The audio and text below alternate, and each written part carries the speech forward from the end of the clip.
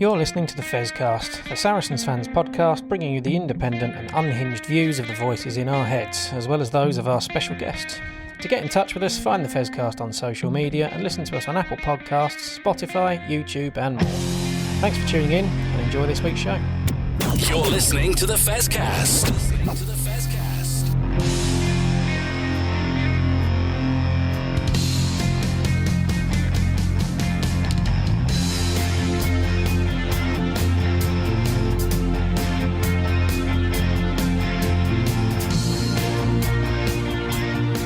Well, good morning, everybody, or good afternoon, good evening, or whenever you're picking up this next edition of the Fezcast. But yeah, we're back with, after another pretty impressive weekend all round for Saracens.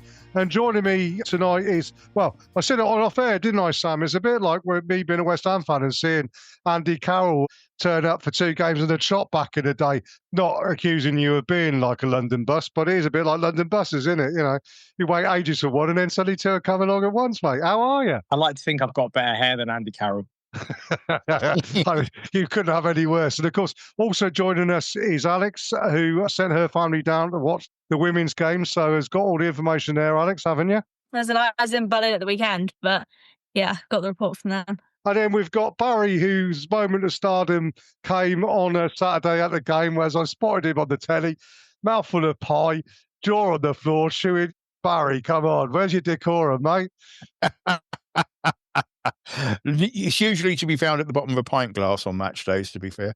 Oh, yeah, I mean, it was, wasn't it? Well, what a great match that was. Well, we're going to talk about that in the second part, and then we've got some news at the end, some charity news and everything like that, which we want to cover, and some sad news at the end. But first up, let's talk about the women's semi, because albeit that none of us were there, we've seen reports, and Alex, as I say, your family were there, although you were away on a school trip.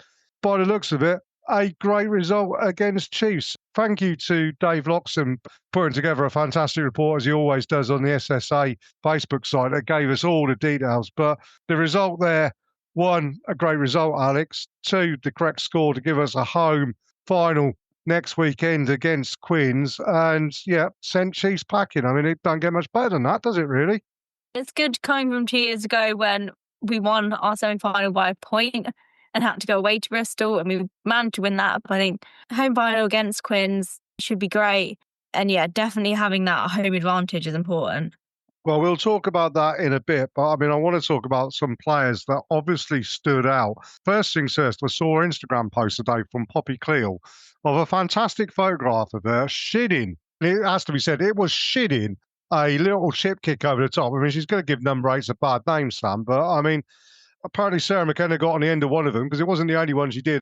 I think the thing about Poppy Cleal is, and it would have been very easy, and I've said this before, given the disappointments that Poppy had in relation to not going on the World Cup and everything, for her to throw toys out the pram, to have a bit of a sulk and everything. But she said, sod it, I'm going to enjoy my rugby. And it looks like she's thoroughly enjoying her rugby and bringing all of her talents, not just bombarding runs and driving players over the line and scoring tries, which she did in this game, but every aspect of the game. She, you know, like most number 8s, we think we could probably do better than the standoff outside us, but I mean, she seemed to be doing that in this game. There seems to be a bit of a trend at the moment, doesn't it? Because didn't Christie do a little chip kick through last week? And I remember a wonderful nudge through from Jamie George against Australia a few years back as well. So the forwards are getting in on the act, and now the women have seen the men do it, and they think, well, we whatever they can do, we can do better. And clearly, she needs to work out where her foot is. But apart from that, look, if it's on, it's on, as they say. Nobody looks how it was scored or whatever. All that'll go down in the future is from a chip through from Poppy Cleal. Sarah McKenna scores. I mean, that's it, and she'll take that one. And I'm sure in the bar afterwards, it would have been exaggerated into being an amazing what she meant to do and everything. But yeah, it's just great to see any team playing with a joy, and obviously Saracens women are playing with great joy at the moment. It's clear that they'd be given the freedom to try these things, and the Saracens culture, if you like, is not to point fingers and blame people afterwards. So if something doesn't come off, no one's going to be having a go at anyone for it. So have a go. If it comes off, doesn't matter what part of your leg it comes off. If it's below the knee, the referee's happy, and if we benefit from it, all more the better. It doesn't matter what you do on the pitch as long as you make a decision. Indeed, the only bad decision is to make no decision at all. And with Poppy Cleal in particular, you've got a player with huge amounts of experience, huge amounts of ability. And now, as I say, playing with a freedom that gives complete and utter free rein to those talents. As much as the cup campaign is about trying out new players, new combinations, it's also about letting older players try new things as well and try new tactics and develop their skills. Okay, they haven't selected for internationals, but actually what can we do to help them improve and keep going? And that's exactly what Saracens have allowed players like Poppy Cleal and Anna Viras to do over this cup campaign. Other players are going to only learn from those players, aren't they? It's all well and good chucking a bunch of kids at a competition, and there've been 15 kids. Sometimes you've got to have that decent head there. I always remember when I first started out, you always had like a 48-year-old prop and a 39-year-old open side and a 62-year-old scrum half. Got the red book out and showed you everything from the red book. And then when they were ready to retire, they got the black book out and showed you everything they knew. And you need that, don't you, in the game, Sam? I mean, I'm sure when you were playing, there were some old heads that you learned from, got you ready to take over from them when they did finally decide that the end of the bar was the best place for them. To be honest, the end of the bar was the best place for most of us most of the time. But but yeah, I think, and this is we made the point, didn't we? I think when we first learned that Farrell was moving on, that it was a bit of a shame for the men's team that we didn't have that transition period. And I think transition periods are always really important. We've seen it again in the men's game with Exeter, how they had a large number of people just left, both on and off the pitch, which has caused them all sorts of problems. So it's just so important when you do have the opportunity, like the women have got in this cup campaign, to actually blood some real experience. It's going to help the younger players, because I'm always a big believer is you can be told what to do, but until you see it with your own eyes, you don't necessarily know the level that you've got to be at. And I think that's what some of the younger players in this campaign would have seen. And look, that just bodes well for the future of well, not only Saracens women's rugby, but England women's rugby, hopefully, with the conveyor belt of internationals. We seem to supply not just England, but the rest of the world, apparently. So, yeah, I think this competition has worked out really nicely. And look, in a negative, Poppy would have been very disappointed, as we've already mentioned, but to be there on the pitch, to be one of the old heads around to sort of inspire the younger generation coming through, it is a positive for Saracens. You can't take that away, can you? No, you can't at all, and it's wonderful to see. Now, a name that popped up in Loxey's review, Alex, scored a couple of tries, and he described her as being pretty much unstoppable. Deborah Wills, yeah, 2 good tries. Perhaps, I don't know, is she a fringe player? Is she just stepping up? Tell us a little bit more about Deborah for those of us who don't know perhaps as much about her as we should do. She used to play with Saracens, then moved to Bristol, had a child, and then has since come back. But I think she's kind of one of those players who she's not really got into the England squad, probably is unlikely to get into the England squad, considering the quality of back three players they already have and the younger players that have come through. But I think she's one of the players who will be really useful in terms of the cup campaigns and times where we can't play international. They will have a rest. And actually, we've still got that same level of quality to provide that extra support for players like Jess Breach and Alicia Corrigan to be training against, so we can keep that level of intensity and keep the standards up, but we can keep putting performances out like we did on Sunday, week in and week out. Yeah, it's a really good point you made there, Alex. And Barry, perhaps you'd like to pick up on it. Something we mentioned last week in relation to the Women's World Cup final and the comments that Hannah Botman had made about, going into training and playing against the second best team in the world. Well, obviously, the ideal thing for Alex Osterbury and his coaching side is to put 2 teams out there on the training paddock that, whichever combination you go with, would perform against whoever they play in the real game on a weekend at StoneX. As well as showing our squad depth there, this cup run has really, the girls who were there, they've not moaned about it, they've not moped about it, they've not thought, what if, why aren't I at the World Cup, this sort of thing. They've said, right, it's my shirt, I'm sticking my hand up, I'm going to play very, very well, and whoever's coming back, and I don't care who they are, is going to have to take that shirt from me. And it's all credit to the club. all the changes and all the people missing, and even Alex Osterbury's not been around very much. And it's as if nothing's changed, really. It's been complete and utter success for the women's side, I think. One of the stronger parts of the game, Alex, on the weekend was the scrummage, and the Saracens' front row really did put Chiefs' front row on toast, buttered them up, and had them for tea, didn't they? Don't know whether that's Saracens being particularly dominant or Chiefs not having a good scrum, but that really bodes well future. If we can build that strong platform from the scrum, that then we can play off and, let the backs run in tries from kind of 20, 30 metres out, then that's great. Something we struggled with a little bit last season was getting those foundations right and getting things like the scrums and the lineups right. Like, they were okay, but they weren't necessarily the kind of stuff that was going to win us games. Was what we've seen recently is actually that could win us a game.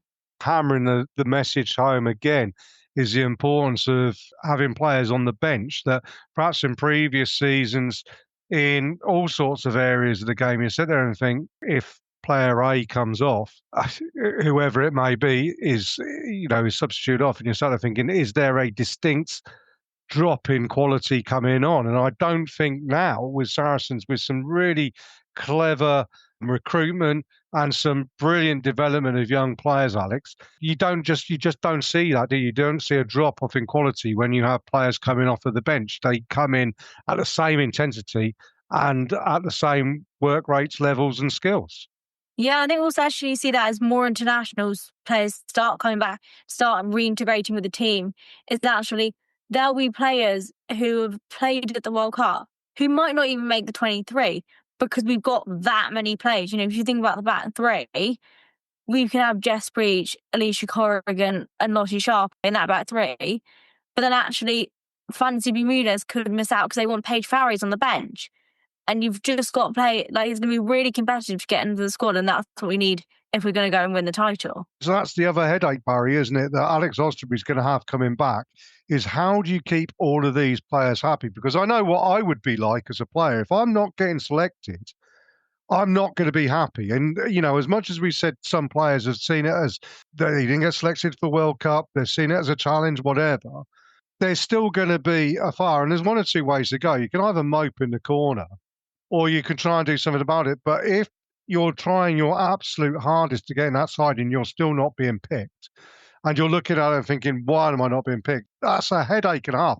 It's probably a nice headache to have, but it's still a headache. It's nice to have in terms of being able to swap players in and out and give players a rest, but it's very hard to manage. The people management skills are going to be crucial, I think, going into that. And unfortunately now we've got Quins in the cup final on Saturday, and then we've got the easiest of starts away to Gloucester Hartpury in the league. That's interesting, isn't it? Because how do you play that game next on Saturday against Quins? Because I think it's important that the girls who've gone through this entire campaign get their opportunity to pick up that silverware, pick up the medals, pick up the applause on the pitch.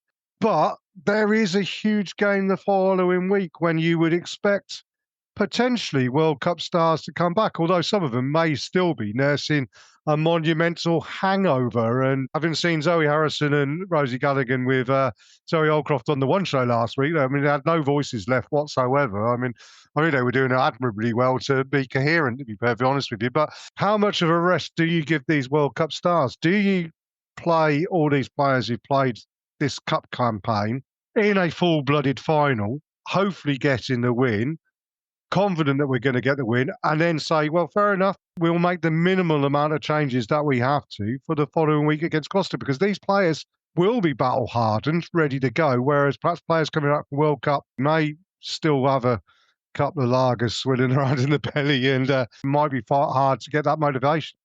You've got to give the girls that have gone through this campaign the opportunity to compete in the final. I think you go back to the headache of selection and players being upset with being left out. I think nowadays, and I think it's been the case for a while, in the professional game, both men and women, I think everyone's professional enough to know whether you deserve that starting spot or that bench spot or not. you're training together every single day. You're playing with one another. You know where you're at in the pecking order, and you know what you know what you have to do to get that spot back. But when you've gone through a whole campaign like this, and the team has performed so well, I don't think you can not give those girls that have been there throughout the tournament the opportunity to go out there and win it. And win, lose or draw, it's been a successful tournament for us anyway to get there. And obviously, if we don't win, it will be disappointing. But I think there's a lot of the players that will have learned a lot. The coaching staff are going to have a bit of a headache.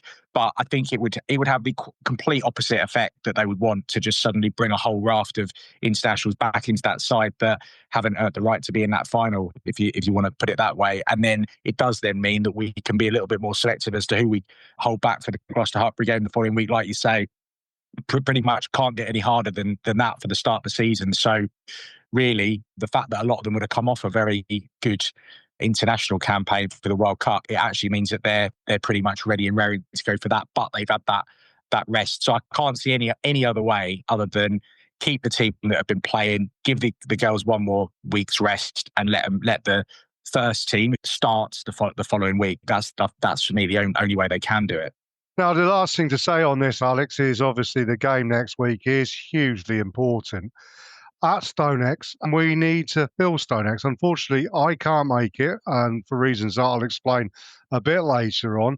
But we're going to put a plea out here now to everybody who can make it down to the StoneX on Saturday. Is it Saturday afternoon, 2 o'clock kickoff, Alex? Yeah, it is. Yeah, well, what I think is, and it's ridiculously cheap, isn't it? It's £10 a ticket, £5 for car parking. I think it is. Concessions are a £5 or whatever. We need to fill that stadium as best we possibly can and be that mythical 24th player in the stands cheering the women on, don't we, Alex? It's vitally important that we get behind these girls and help them lift that silverware. Yeah, it's the type of thing, like, if everyone just brings one extra person, one brand, one family member, then that doubles the amount of people that are going to be in that stadium. That's massive. And, you can tell when you see it on TV, if the games are shown on TV, that it makes a difference if it's just one tiny slither that's in the middle, or actually whether you've got people sitting right across that stand. Like, we're not going to get up to, full capacity in 1 week from a few thousand people. But actually, if you can get people who might only go to, 1 or 2 women's games a year, or even none, to come, then that's an improvement. And it will take time to fill stadiums. Even going to Gloucester-Hartpury last season, they were PWR champions, and they couldn't fill their stadium. They couldn't get half filled.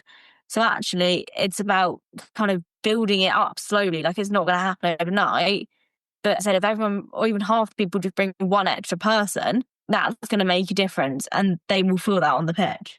I mean, what else are you going to do on a Saturday afternoon is the question. And, I think it's really important that we do get behind these guys. So, yeah, we'll make a plea. You go onto the Saracens website, look up Saracens Women tickets. The tickets are available. I've been for a couple of days. For a tenner, let's get down there if you can and support the women and see them lift up some silverware. Let's have a break there, though, and then we'll come back and discuss going on a bear hunt. You're listening to the Fezcast. Hi, Alex Osterberry here, Director of Rugby for Saracens Women. You're listening to the Saracens Fezcast. This is the Fezcast. And welcome back to part 2 of this week's Fezcast. And call the fire brigade, ring 999. Saracens men are on fire, are they not, Barry? And perhaps you'd like to go through the 3-word reviews as well, because I think there's been quite a lot of excitement over that, hasn't there? Well, actually, we seem to get more responses when we play poorly and lose. So perhaps that's just something about us more than anything else. But we'll go through the ones that we have got. Millicent Bystander, which I think is a great name. We're So Back, which I think it's a little bit early, but I think we'll take that for now. On the subject of getting totally carried away, Josh at Josh Miller 1992, we're winning everything.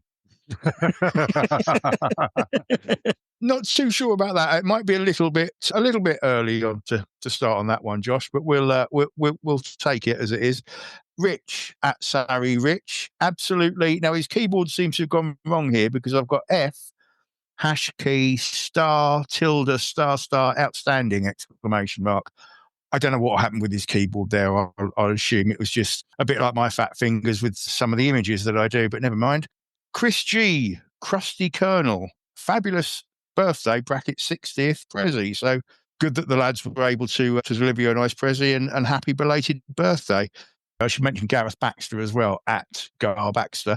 Renew Tom's contract. There's been a little bit of chat about Tom Willis and his CV possibly being hawked around France, but we'll hope there's not a lot in that. And I'm sure that Saracens are in conversation with him. And we've had two from Facebook from Han K. Feel good Faz, so nearly the first mention of Owen on this week's show, but Sam did beat me to it, and we were talking earlier about the women's game. And he's also submitted the Bracken's Wake. I'm not too sure if... certainly Jack had a hell of a game and two absolutely amazing finishes at the weekend, and Charlie just seems to grow more and more the more minutes he gets. I'm going to pick up with a couple of things that come out of that. We do get a bit overexcited sometimes. I mean, I certainly got a bit overexcited. The dogs couldn't believe what I was doing when Max scored his try. You said last week about try of the season. Well, I mean, we'll discuss that in a minute. But before we get too overexcited, I just want to be a little bit of a Debbie Downer and mention the fact that first week we played Falcons, Red Bull, whatever, who were pretty poor. They haven't yet moved on. And, you know, they sacked Steve Diamond this week as well, which seems a bit incredulous given he'd only had one match. But, I mean, there you go. That's one of those things. And secondly, Bristol Bears, who come into this with a load of injuries and then had more injuries during the game. Bristol Bears, defensively particularly, I mean, they had their moments in attack and scored 3 good tries themselves. But defensively, they were all over the place. Do we have to temper our excitement a little bit by pointing out that we haven't really played anybody who's been particularly good? Or is it because we've been so good that we've made these teams look pretty ordinary? I mean, yes, I think we should curb our excitement somewhat. We're 2 games into a long campaign. But, and I think you say this more than anyone does, you can only play what's in front of you. And both times we've come up trumps. We've played well. I think the tactics have been spot on both times. And, you know, look, we saw the week before, didn't we? Bristol and Leicester basically just have playing the equivalent of just a football match with no goalkeepers. Attack. And I said last week, I said, look, if we beat them up and we get rough with them, then we should have them. And I think that's what we did. But what we did was we did the beating up, but then we had the Bristolian flair to go with it, to chuck the ball around, kick the ball around. Everything, just every bounce of the ball just seemed to go in our favour. And I did say afterwards, you know, as a pessimist, I'd be more concerned with the 17 we conceded than the 50 that we scored. I think 50 was on the cards very early on in the game. I would be a little bit concerned if I was Mark McCall and the coaching staff that we conceded so many against a team that I felt we really had the measure of. But look, all in all, happy days, 2 games in, 2 bonus point wins. We can't ask for any more than that at the moment. And we go to Quins on Sunday, who are looking pretty average. So we will know how we fare come the end of that. If we can give Quins another run for their money, then yeah, I think we're so far so good. But yeah, you can't complain, can you, really? You talk about those 3 tries that Bristol scored. I don't think there's any other team in the league who've got the flair and the attitude to just keep throwing the ball around. If you've got a team against you, I think for much of the game, Alex, Saracens not only were great in attack, and we'll talk about that in a minute, but their defence set the tone for the attack to work off of. So actually giving away 3 tries after putting in a defensive shift like they had done, 2 of the tries coming after a number of changes have been made as well.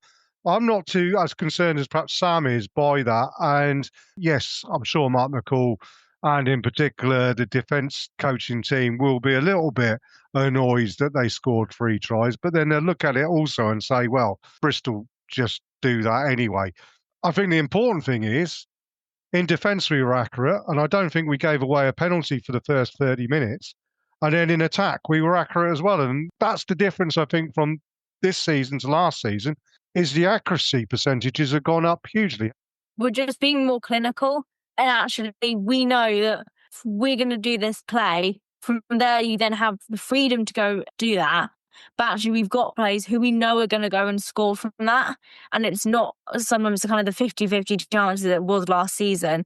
You've got players like Home Power, like Matt Maidens, who've come back, and you know that they're going to score. And actually, then that puts us in a really good position going forward, because we've got that kind of clinicalness to be able to finish those tries off. And that's what we're going to need against kind of the top tier teams. We'll get the mentioning of Owen Farrell in relation to the game, Barry, because actually I thought he had a pretty quiet game. It wasn't as explosive as the week before, but it was just the basics were done so well and clinically well that everybody was able to work off of him, and it was fantastic to see again. Again, Fergus Burke had a time of his life because all the decision making was taken out of his hands, and he just played what was in front of him, and you had this linchpin there who just gelled everything together. He's getting an easy ride with Faz there. He's not got to worry about too much. He can concentrate on his game.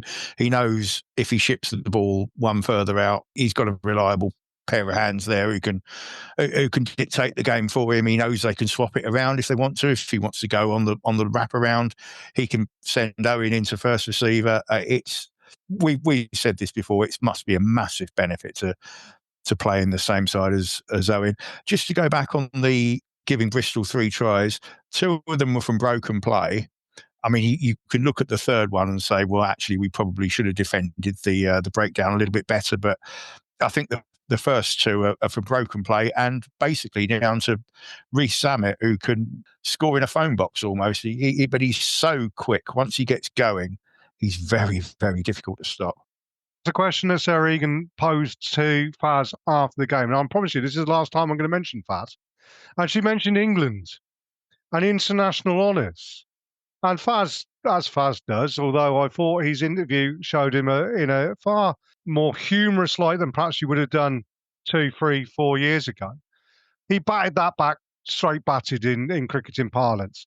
And then basically said, I'm just here, I'm going to enjoy my rugby, and whatever happens, whatever happens. But in the form he's in, given that inside centre has always been a problem position for England, and given that you're going to be likely to going into the autumn internationals with Finn Smith as your number 1, who again isn't the most experienced 10 in the international game, surely Steve Borthwick is looking at Owen Farrell, if not penciling his name into a squad in the near future. I watched the Bath Sale game at the weekend on telly, and I've got to say George Ford is in the form of his life as well. So 10 I think is probably beyond Owen at this stage because there's just too many options. But he's certainly worth a look at inside centre. Will he want the hassle of going back into that circus and potential fan reactions as he's seen before? I mean, I don't know. That's one for him to decide on, really. But yeah, Borthwick's got to be looking at him. No more Owen Farrell talk, Sam. I'm putting a ban on him. Let's talk about some other players because I think it's important. And again, we've been talking about this. This has been a constant theme this year about talking about players who are maybe fringe players, not necessarily first choice, but who every time they've been asked to step up, have stepped up. And the first person I want to talk about is James Hadfield, who wasn't even in the squad, wasn't even in the 23. And it was only because Owen Clark pulled up lame in the build-up that James got his shot. And then after Theo Dunn had scored a fantastic try and Reece Carey, the bloke's a superstar, isn't he? That front peel. Was it David Flatman said in commentary, said front peels don't work until they work. And that worked beautifully. But Theo Dunn pulled up with an injury, and thank Christ Jamie George is available next week, because if Theo's injured, and it didn't look great when he came off, although he walked off okay. But James came on and had an absolutely blinding game. I thought he was, wasn't mentioned in the man of the match chat, but I kind of thought he was too far off of the reckoning on his performance on Saturday evening. We spoke about this, I think, last week about the reliability of the fringe players, where we haven't necessarily had that in the past few years. And actually, probably James might be one of those anomalies because his name gets mentioned a lot over the past couple of seasons where he's come on and done a job. And that's what you want from these fringe players. I mean, I think James probably himself, like I said earlier on, players know where they are in the pecking order and they know what they need to do to change that. And James will know that he may be, fourth choice or something along those sorts of lines. But when you get the opportunity, you've got to take it. And he's one of those players, he's just Mr. Consistent. You just want all your players to be at a 7, at the very least. And then a couple of players to pop up at the 8s and the 9s and you've won the game. And he's Mr. 7. He comes on and he just does it. He doesn't really make many mistakes. He gets his fingers in, he gets his hands in, he rolls up his sleeves and he gets the work done. And they're the kinds of players that you want coming off your bench, just your workman-like players. And I think he encapsulates that particularly well. And that's, his name's come up a bit now already this season. And yeah, long may it continue. And that's what that's what we need to win this division, is we need players like that aren't playing week in, week out, that will come in and they will do a 7 out of 10 job and they'll get us across the line. And that's what James did. He came on and did that very, very well, as did a couple of others. We mentioned Charlie Bracken already. Come on. He looks like he's coming on leaps and bounds, and I can't wait to see much, much more of him over the course of the season as well. So the fringe players, the bench, they were the true reasons why we won so much silverware back in the day, because we just had so much power, pace and authority that used to come off our bench. And the fact that we've got so many players out and we've done that already in the first 2 games of this season is so brilliant to see as a Saracen supporter, because I think it just bodes well for the rest of the year. I think you're being slightly ungenerous with your 7 out of 10. I'm looking at players being 8 out of 10s minimum.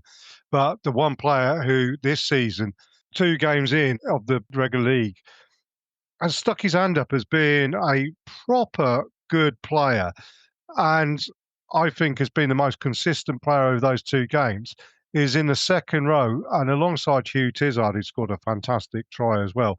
But Harry Wilson, Alex, has been immense, hasn't he? And I mean, he's just, as Sam puts about, other players, he's rolled his sleeves up, he's done the basic jobs, but then what he's also done is he's added some flair. I mean, some of his handoffs, his pop-offs and offloads and everything are out of this world. And if it was Maro Itoje doing it or Tom Willis doing it, we'd be sat there giving it, well, that's world beater, that is. I mean, Harry on form at the moment is a form player in the league, let alone Saracens.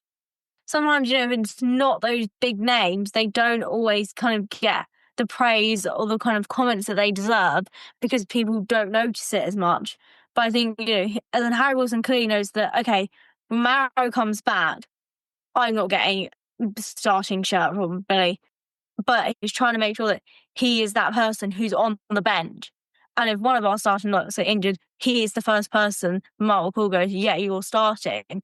So actually, I think he's used the games really well to his own advantage to kind of put his hand up and say, I am your third choice lock.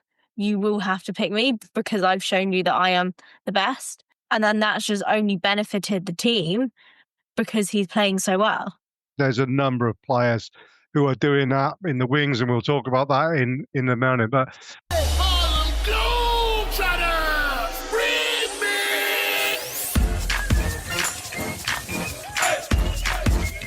the theme music of the Harlem Globetrotters, because I want Barry to talk about Magic Max mailings, and we alluded to at the start of the show about being excited and how my dogs looked at me funny when I got up and I was dancing around saying all sorts of expletives and claiming that Max was just being naughty. I mean, as much as Poppy Clear was naughty with her chip over the top.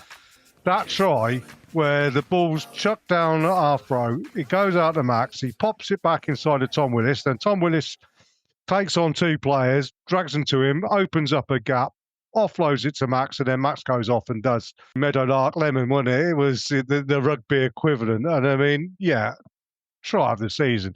An audacious pass behind the back. Ivan coming on at pace, putting a basketball pass over the top, and then Max going in. And I think clearly the Ash Splash is back, isn't it? Because that's the second week we've seen it from a Saracens player, and the Gloucester prop did it yesterday as well. It's good to see, isn't it? I mean, it's flair. Everybody's been talking about us being a bit more pragmatic this season, but it's pragmatism with an edge of flair on it, isn't it? Wonderful stuff. Max has come back, and obviously he's had best part of a year out with injuries at Bristol, and you feel a little bit sorry for both for him and Bristol because they didn't see the best of him down there, I don't think. But he's come back, and it's like he's never been away. It really is. He is playing some of the best rugby in his life. There's a lot of players in that side at the moment that I feel are probably playing some of the best rugby they've ever played. And I'm going to mention Nick Tompkins as well, who is playing with the smile on his face, a spring in his step. And as we've said for a while now, he needed that rest. And I think he's on top form and clearly enjoying his game as well. Even though he's lost his razor, he's got that slug on his top lip. But never mind. But no, I want to talk about Max Mauled again, though, Sam, because we laugh about it and we talk about, Magic Max and everything like that. Two things that come from it. Number one, there's been a bit of grief from Bristol fans. And I mean, I'm not all Bristol fans, because I think Bristol fans, and we know our friends at Bears at the Gate, really good people and everything like that. But there's a little bit of disappointment, shall we say, a little bit of criticism that Max is celebrating when he's gone over and scored a try, and they're sort of like moaning about him taking a wage last year when he was out injured, for Christ's sake, and he would have been doing his utmost to get back fit. You know that, because he's a professional. But by the same definition, in the same way as Mr. Farrell coming back from France, if you come back to a club where you truly are admired, respected, loved, looked after, you're going to get fitter quick, you're going to get better quick, and you're going to put the performances in. And perhaps the reasons that Max went down to Bristol, sometimes the grass isn't always greener, as people do find out. But coming back to Saracens, you're seeing the best of him, Sam. And that leads me to the other point, is that we talked about England selection. Surely Max Mauled, on current form, is a shoo-in for the England 15 shirt. If he's not, I've not seen a better player in the league over the last two games than him in the 15 shirt. I don't get too many predictions right, do I, Jez, as you know very well. But I did say when he left, I said, I think he's going to regret that. And I think it turned out to be that way. I think sometimes you do need to go and have a look elsewhere to realise what you've got. And he was in a fortunate position. We were in a fortunate position where we were able to create that move back for him. But absolutely, he looks at home, doesn't he? He actually looks double the player that he was when he did get a run out for Bristol.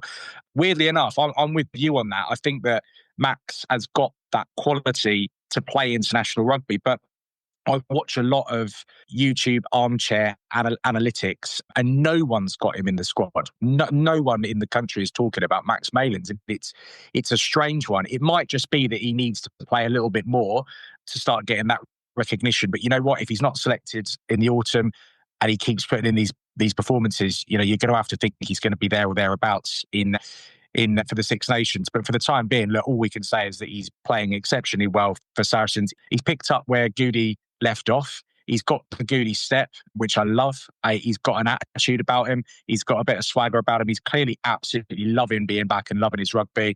And it was very much like, when in football terms, when a team passes the ball around a lot and you just get the way every single time. Those last three passes in the crowd, it was way. Olé rugby, yeah. And it was fantastic. And then a bit of a, when he did the splash right in front of some Bristol fans, and everyone went, maybe not. But yeah, all in all, try this. Obviously, next week we're going to get another try of the season because that one beat the one from last week. So we now need to score a better one next week. That's how this goes, right? Yeah, he's good. For me and Barry, we remember the days of Leeds United putting 742 passes together against Southampton in the early 70s. It's going to be something similar like that, isn't it? It's going to be amazing. Alex, so player of the match, David Flatman, chose Tom Willis. And on the basis of what we saw, you can't argue with that as a player of the match. I mean, Tom Willis is another player who, if he isn't playing for England in the autumn internationals as the starting number 8, there is a pretty amazing number 8 out there playing ahead of him. And I don't think there is there?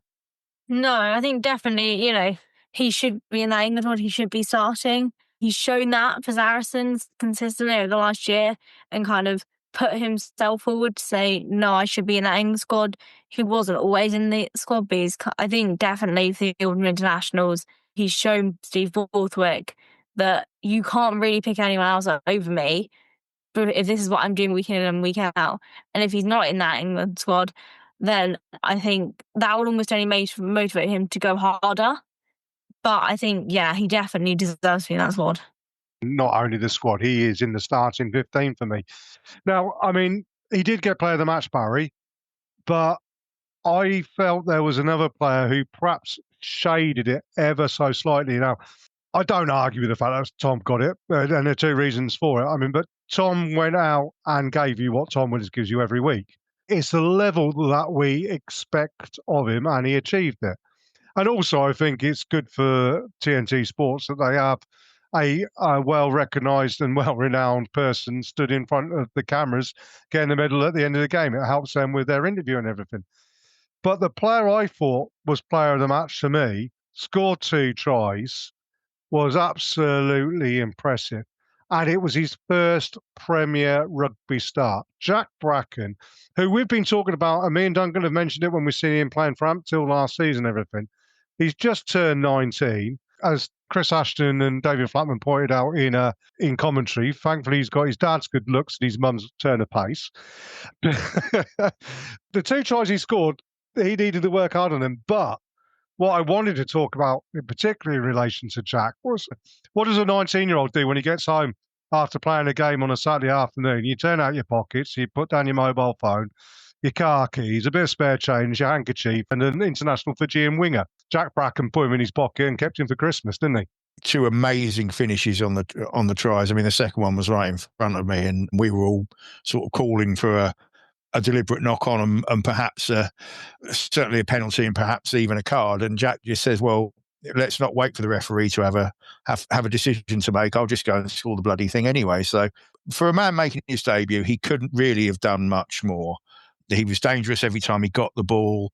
It was clear that Bristol had done a little bit of homework on him and were worried about him and gave him the respect that he deserved. But yeah, I mean, he put in a couple of massive tackles as well. And he doesn't really look that big or that powerful. And in the flesh, you certainly wouldn't want him tackling you in a down a dark alley. The one thing I will say, and it's what we said about Noah Kalori the week before, isn't it, Sam, that Bristol was a game where they didn't really particularly test him. They never put a kick up.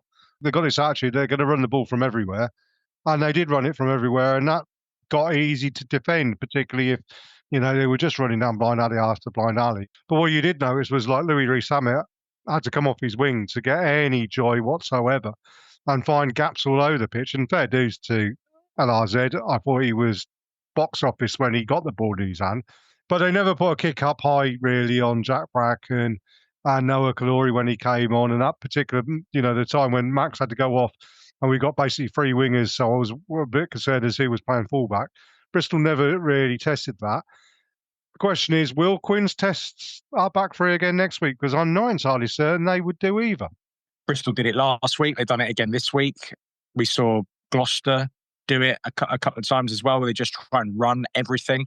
There's been a few instances this season so far in the Prem, I have to get used to calling it that, where teams haven't had a plan B. They just kept pummeling away at plan A, even when it's not working. And I mean, I think we haven't had to really change from plan A so far this season, but I do hope that we have got a plan C and D and E up our sleeves as well. If you're Quins, you have to be looking at this game and going, well, obviously you put the ball up. Marcus Smith might very well be back, so he likes to put boot to ball occasionally. Green at the back loves his long kicks through from corner to corner. I do think we'll see a few more loose balls in the back 3 to be mopped up, but I think we've got the back 3 to deal with them. To be perfectly honest with you, I thought Jack Bracken played a little bit like I remember Dave Strettle playing back in the day. I think he's got a natural ability to get to the line. That first try, he actually had a lot more to do than I think it looked like he did on the screen. He had 2 big lumps about to wallop him, and he squeezed through and he got over because he had the instinct to go low early. So I'm very much looking forward to seeing a hell of a lot more Jack Bracken. He actually played a little bit like you would expect a scrum half to play on the wing, which is not surprising given the credentials in his family. But yeah, and I think Malins has proven time and time again he's okay under the high ball. How many times do you see Max Malins catching the ball facing the opposite way to where the ball's actually coming to him? It goes over his shoulder and he just seems to know instinctively where it is. A very, again, Alex Good thing to do. So look, if they kick them at us, I think we've got what it takes, because clearly running at us isn't going to work. I think Quins are not as good a team as Bristol are this year, so they're going to have to come up with something a little bit different, I think, to beat us. Although, yeah, I never feel confident going down to the Stoop, to be honest with you. Although we've had a pretty good record in recent years down there, Alex. I mean, I think that's the thing, isn't it? I think Quins will give us the same sort of space that Bristol did. And if we're as accurate and as quick and as efficient and as direct as we were against Bears, we should score points. But also, I don't think Quins have necessarily got the players to break down what has been so far an exceptionally good defence. Saracens kind of have the mentality where they're just going to probably block it out and, almost treat it like it's any other game, like it's a home game, and just go, we know what we're meant to do. We're going to go out and put that into action. We don't care if the fans are against us. We don't care about who's the home team. And actually, I think Harlequins will struggle to stop that because they'll always think, oh, we've got home advantage. We might be able to do a little bit better than Bristol. We have these things that are different to them. And actually, I just think the Harlequins will not underestimate Saracens, but will struggle to kind of just realise how powerful we are and kind of how much they need to do to stop us. And I think they'll really struggle with that. Yeah, I hope to see a performance like 2 years ago at Tottenham and not one like a year ago at Tottenham. And I think that might come into it that we owe Quins one now after that one where we just didn't perform. Well, that's something to look forward to next week. Hopefully we'll be talking about other players who stepped up and scored worldy tries and everything like that. I mean, if that's a common theme throughout this season, it might get a bit boring for our listeners, but we'll quite take that one, won't we? Let's have a break there, and we'll come back in the last part and just talk about some sad news and my news as well, and see if people can help out on that. You're listening to the Fezcast. Hello, this is Akina Gondwe of Saracens Women, and you're listening to the Fezcast, and we are both proudly sponsored by the Saracens Supporters Association. For a £10 annual subscription to the SSA, you'll get the chance to buy tickets for away matches, receive a regular newsletter, and an exclusive SSA badge. They also arrange pre-match gatherings and player-coach events. As well as sponsoring both me and the Fezcast, they also sponsor Louis Johnson from the men's team and the Saracens Foundation Track Club. Not bad for £10. You can join up membermojo.co.uk/SSA. Enjoy the rest of this edition of the Fezcast, and I look forward to seeing you at StoneX. Come on, you Sarries. This is the Fezcast. Well, welcome back to the third part of our Fezcast. And I want to talk about some sad news in a minute. But first, before we do that, Alex's mum, Helen, asked me to mention a incentive that's going on with the SSA, which is a junior shirt exchange, which I think is a fantastic idea. So basically, if you've got a shirt that you can't fit in anymore, Sam, because you've had a few too many beers over the summer and, put a little bit of or like me, you've lost 7 stone in weight over the last 5 years and everything's a bit too big, but whatever it may be. If you take your shirts down to the grounds and see the SSA stand and hand them over to them, they're going to do a shirt exchange. So the first stage is basically get as many shirts in as we possibly can do. And then when they've got stock of it, Alex, this is correct, isn't it? You're going to open it up and kids can come down. And if they've got a shirt that they don't fit in because they're a year older or anything, they could swap it over for another shirt and whatever, and then that shirt can go on. It's just a great idea, isn't it? Yeah, I think the idea is like I didn't get a Saracen shirt. I had a few when I was really, and then I didn't get one until I was like 15. As a part of that was I didn't really want one. I was fine just wearing t-shirts. But yeah, so you can, as kids grow, they can still have Saracen shirts, and actually parents don't need to be buying a new one each year as their kid grows because they can be quite expensive. Well, actually, what a brilliant idea that is, Barry, isn't it? Because, if you've got a kid who's in a shirt and then 3 weeks later he's gone up 2 sizes, or she's gone up 2 sizes, it's an expense that parents feel pressurised into. But this way, in times where money is tight and it costs an absolute fortune to do anything, this is a really good incentive, isn't it? It benefits the kids who get shirts and can sort of still wear things that are actually going to fit them, but it benefits the environment as well because we're actually going to get some proper use out of these things. They're way, way, way too expensive, in my opinion, to be disposable items, and we need to make sure we use them until they're not fit for purpose anymore.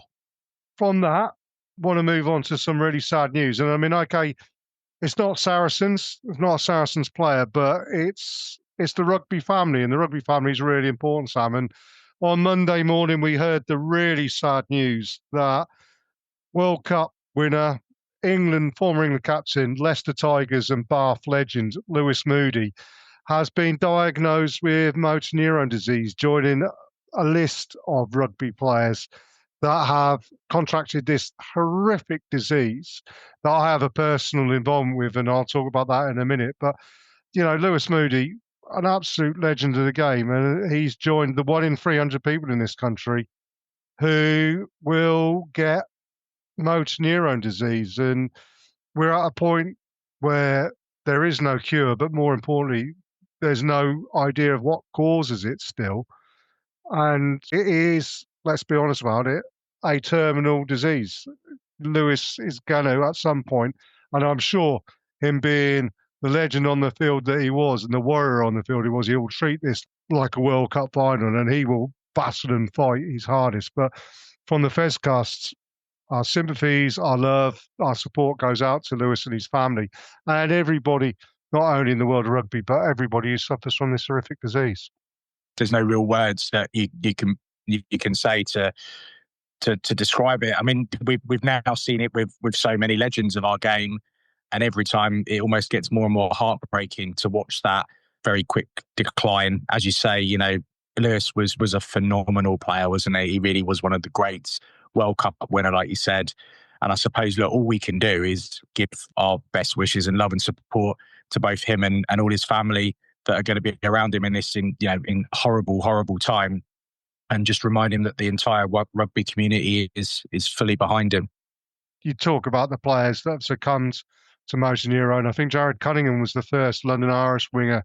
Then Just van der Westhuizen, Rob Burrows, Doddy Weir, Ed Slater, now Lewis Moody. And because we don't know the cause, we don't know whether there is a link between contact sports, high impact sports, and diseases like this, but in particular motor neurone. But there's a real question to be asked about, isn't there? And it's a real, and not only that, but dementia. Like Steve Thompson suffering from dementia and everything like that. It's a concern, isn't it, about the game and a game that we love. And we all go in and we know that things can happen, but to have this happen to so many people, it is a real frightening thing, really, isn't it?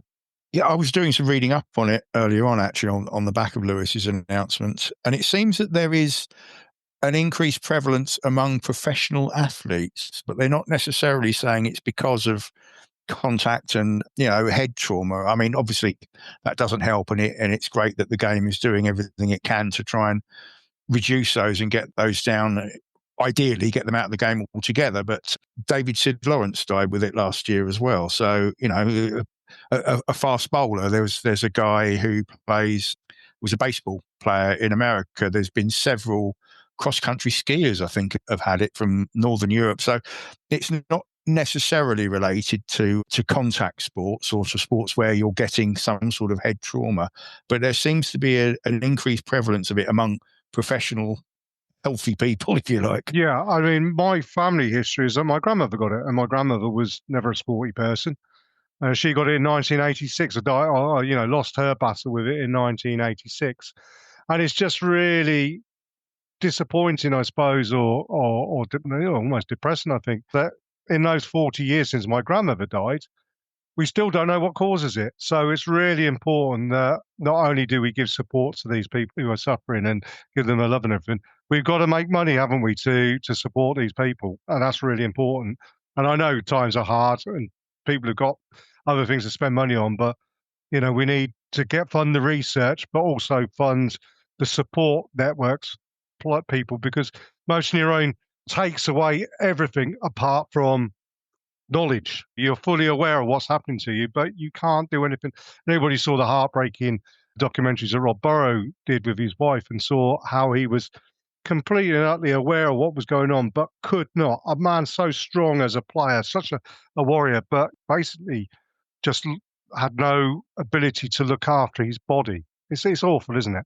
In 40 years, we haven't made any progress on what causes it or what might make you more likely to get it. And I think that's something that probably people need to work on soon. The Motor Neurone Disease Association are doing a fantastic job in research, but also, as I say, in supporting players. I mean, and people and sufferers and warriors, because they are warriors, supporting them through lots of different ways. Voice banking, for instance, because you lose your voice, so you can't speak. So, like Stephen Hawkins, he was the first person who ever had it high profile like that. He voice banks, so he was able to speak, and now you are speaking in your own voice, as it were. The support for families so that they can have respite and all these sort of things. So You will know, Sam, that I've been running marathons for a few years now for raising money for motor neurone disease. I do quizzes and all sorts of things.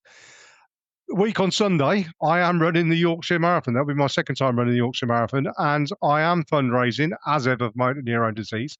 On Monday, I put a link up on the Fezcast Facebook page, and I'm sure, Barry, you'll put it out on Twitter, or whatever that's called these days, and I'll put it on Saracens Fans Forum. But if you do want to support motor neurone, and an easy way of doing it is to send me some money by visiting www.justgiving.com/fundraising/Jezza, Jezza -Denson. All the links are out there on our social medias. If you donate to £5, you get an entry into my finishing time sweepstakes, Sam, for every £5 you donate, which means that if I finish in the minute that you get drawn, you win £100. But it's really important that we, get behind this, isn't it? What you said and what Alex just mentioned, well, we do need to find the reason why this happens. I think that is obviously the fundamentals of the charity does, is they're not looking for a cure. We just need to know why it happens, and then we can start figuring out how we can better treat it and how those that are affected by it can live longer, more normal, for want of a better phrase, lives. But I think you touched on it there at the moment, Jez. It's another facet of it is the support. A lot of people are affected when an individual succumbs to a disease like this, and the family and friends that are becoming full-time carers, they need that support. And that's, for me, just as, if not potentially more important, that when this does happen, and I've done my own bit of fundraising too for it, because I don't have any family that have ever fortunately succumbed, but obviously being part of the rugby community, you can't help but be affected by it. And I won't lie, I did have a few tears in my eyes when I saw the news of Lewis, because it's just a horrific condition, and we need to fight it and find a solution to this as soon as we possibly can, because it's just heartbreaking to watch. I can only imagine what it's like for the family and friends. I can tell you through personal experience, it is horrendous. But look, let's make a good thing out of this. As I say, if you can support me, I would appreciate it. If you don't want to support me this way, but you want to support Motor Neurone Disease Association, visit their website, find out more, like Barry and Sam and Alex have done as well. It's actually really thought-provoking finding out about it. But let's see what we can do to make motor neurone a thing of the past.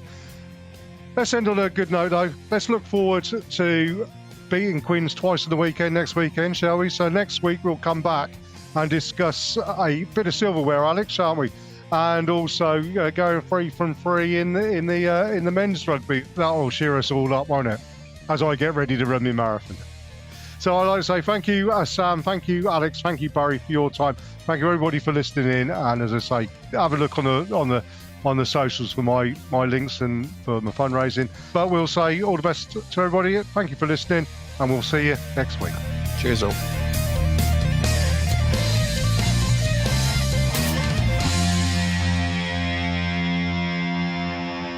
This is the Fezcast.